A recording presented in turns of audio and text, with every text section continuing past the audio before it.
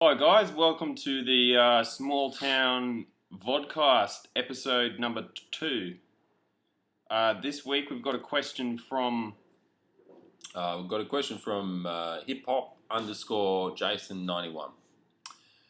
So it says, Dear Small Town, loving the website and vodcast. I've been having recurring dreams in which I'm quite mean to other people. Some of the people are people that are close to me in my life, and some are famous celebrities or sports stars. Usually in the dream we are just hanging out when I do something mean to them, like one where I was at a cafe with my friend Chad, and I asked for a sip of his milkshake, and then I drank the whole thing. Or the other one where I was at the beach with Vin Diesel, and I asked him to put sunscreen on my back, and after he did it, he asked me to do his back, and I said no. It's always like this, just hanging with friends or celebs, and doing something that's just a bit selfish and inconsiderate. I never physically hurt them in the dreams, and the other thing is, in real life, I'm a pretty nice person and have good relationships with my friends, and would never drink all of their milkshake. Do you think these dreams are something to worry about? Do they say something about me that I don't know? I don't want to pay thousands of dollars to a therapist, which is why I love your podcast. I don't have to. But seriously, I want these dreams to stop. Any advice? Thanks for your question, hip hop underscore Jason91. James. Hi, Hip Hop Jason 91. First of all, thanks very much for your email. Very much appreciate the questions. Listen, I know this is a big problem for most people. Most people have dreams, and you can't just ignore them because they often mean something. Dreams are actually the root into the deepest part of the human subconscious. So you got to pay attention to them, and they can tell you things that are going on in your life that you might not even be aware of. Well, yeah, I've actually been grappling with this problem my whole life. Most recently, I've been having this recurring dream where I'm at the gym, I'm lifting the weights and pumping the iron, and then all of a sudden I hear this raucous laughter coming from in front of me, and I look up and there's a guy there and he's laughing and pointing, because I'm using incorrect technique. And for me, a big gym rat, there's nothing worse, there's nothing more embarrassing than being seen to be using incorrect lifting technique. And does this affect your real life? You know, when you're actually in the gym working out, does that affect the way you feel in the gym? Well, I'm sure it does. I'm sure I have some big anxieties around lifting incorrectly. I mean, this is something that I need to address. So, What do you do about it though? I mean, like you said to me numerous times, you can control. You can't control your dreams, but you can control your life. So obviously, you can't do anything about the actual dreams. What can you do in your life to get a bit of control back over that anxiety, over that insecurity? well, in this instance, Matt, what I did is I made sure to be very much on point with my lifting whenever I was at the gym, so this would never happen to me. And also, another thing I did was to make active changes in the gym. So I would go in the morning and I would introduce myself every time I came in to every person working out. I would go up and I would shake hands with them and say, hello, my name's James.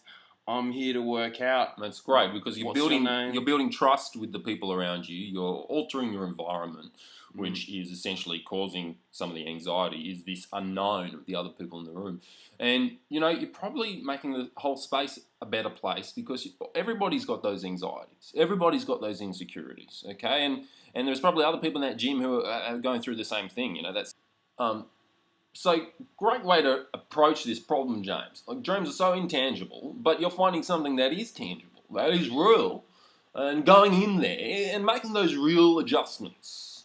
Well, exactly, Matt. Like, if you address your problems straight away and we all talk about them, then they're going to dissipate. They're going to get smaller and they're not going to be big problems anymore. So much of this is about what we keep inside ourselves, as men, as people.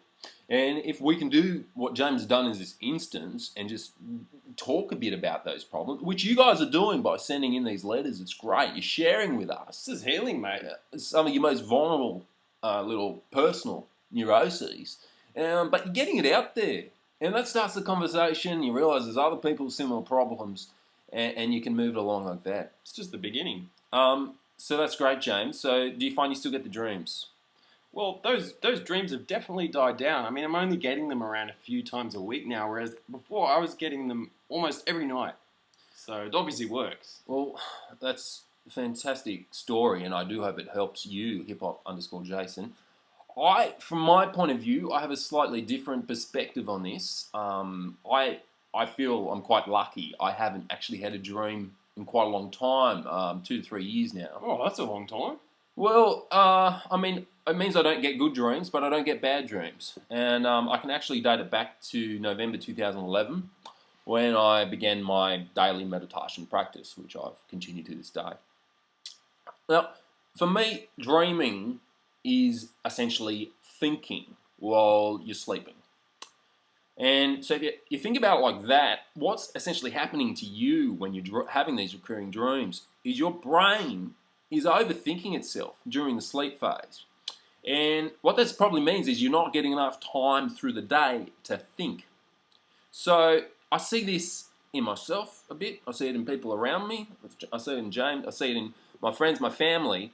We're all leading such distracted, busy lives. I mean, our brains are always tick-tocking over, busy with devices and our iPads and our iPhones and email.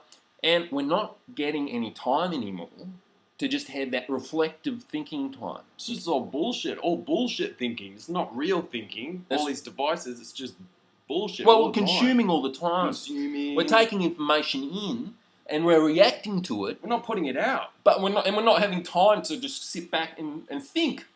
So I'm talking about thinking time. I'm thinking about time to think. And you just want to set aside 5 to 10 minutes a day. It doesn't have to be meditation. It's just thinking, all right? And you do that on the bus. You do that. Try not to do it just before you go to bed because that will activate your cerebral activity and that will trigger your synapses to get all excited and you might actually have trouble going off to sleep in the first place.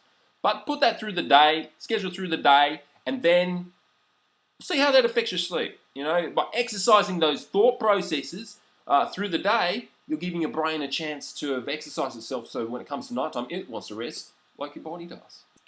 One little bit of advice I would give you is set aside the time during the day. Just so go into your iPhone, go into the alarm settings, set an alarm that just says thinking. It's as simple as that, just thinking. So when it goes off, oh, it's time for me to think. Put away your phone, put it on airplane mode, put it in your pocket, and just think. Yeah. And I hope that's of some use to you. We're out of time for today. Goes quick. But thank you, hiphop_Jason91, for your question. Keep them coming in, guys. It's a dialogue, and we want to talk about what you want to talk about. So remember to check out our website, www.smalltown.com, and remember to like and subscribe this YouTube video so you get daily updates, and like our Facebook page, Twitter, Tumblr, Pinterest, Blogspot, and Airbnb. I have an office space that I'm renting out. Just type in one-bedroom apartments, Sydney. And James has a few objects on eBay as well. You can find his username, James _Smalltown98, and just a few bits and bobs. So check that out if you're interested in eBay. If you're interested in eBay, check it out. And until next time, thanks for joining.